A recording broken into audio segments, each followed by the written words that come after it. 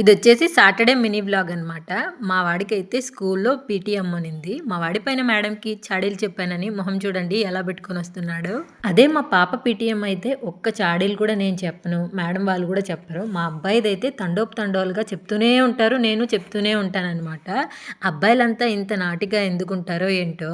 నేను ఒక్కసారి బయటకొస్తే ఇంటి నుంచి అన్ని పనులు చూసుకొని వెళ్ళిపోతాను. అందరూ గ్యాస్ ఆదా చేస్తారు, కరెంట్ ఆదా చేస్తారు. నేనేంట్రా అంటే బండ్లో పెట్రోల్ ఆదా చేస్తూ ఉంటాననమాట. ఎందుకంటే ఎన్ని సార్లు పెట్రోల్ అయిపోయి తోసుకుంటూ వచ్చానో ఏమో నాకే తెలుసు.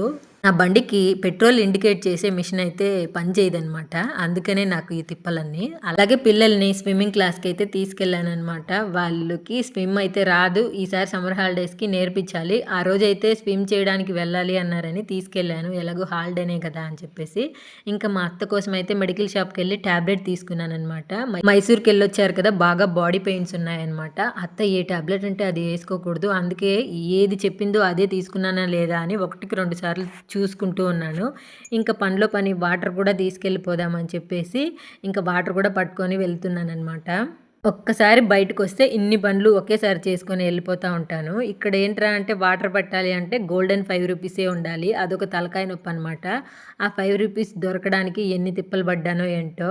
బండిలో వచ్చేటప్పుడు కొంచెం ఇక్కడ లోతుగా ఉంటుందనమాట. వచ్చేటప్పుడేమో సర్రాన వచ్చేస్తాను. తీసేటప్పుడే కూసింత కష్టంగా ఉంటుంది. నేనైతే ఇంట్లో ఈ సోఫా పక్కన మా హస్బెండ్ ఈ క్యాన్ తీసుకెళ్ళి కిచెన్‌లో పెట్టేంత వరకి ఇది అక్కడే పెట్టేస్తాననమాట. ఎందుకంటే అక్కడి నుంచి మోసుకొచ్చిన నాకు ఇక్కడి నుంచి కిచెన్‌లోకి పెట్టడానికి ఎందుకో బద్ధకం తెలీదు. మా హస్బెండ్ ఎప్పుడూ అదే అడుగుతూ ఉంటారనమాట. "అంత దూరం నుంచి క్యాన్ తీసుకొచ్చావు. ఇక్కడి నుంచి ఇక్కడ కిచెన్‌లో పెట్టడానికి ఏంటి నీకు బద్ధకము" అంటారనమాట. ఏంటో తెలీదు నాకు అది కూడాను. దాని తర్వాత ఏంట్రా అంటే అత్తకి టాబ్లెట్ ఇచ్చేసాను. మింగేశారనమాట. ఇంకా నేను మా అత్త కబుర్లు చెప్పుకుంటే ఇక్కడ కజ్జికాయలు అయితే చేస్తున్నాము. మా అత్తకి ఒక తమిళ ఆంటీని అయితే పరిచయం చేశాననమాట. మా ఇంటి దగ్గర ఉంటారు వాళ్ళు.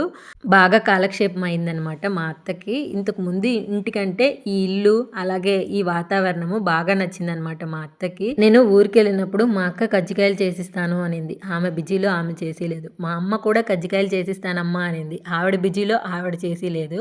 ఇంకా మా అత్తనైతే అడిగి కజ్జికాయలు చేపించుకుంటున్నాను. ఎన్ని వంటలైనా చేస్తాను కానీ ఈ కజ్జికాయలంటే నాకు పెద్ద తలనొప్పి. అదేంటో తెలీదు.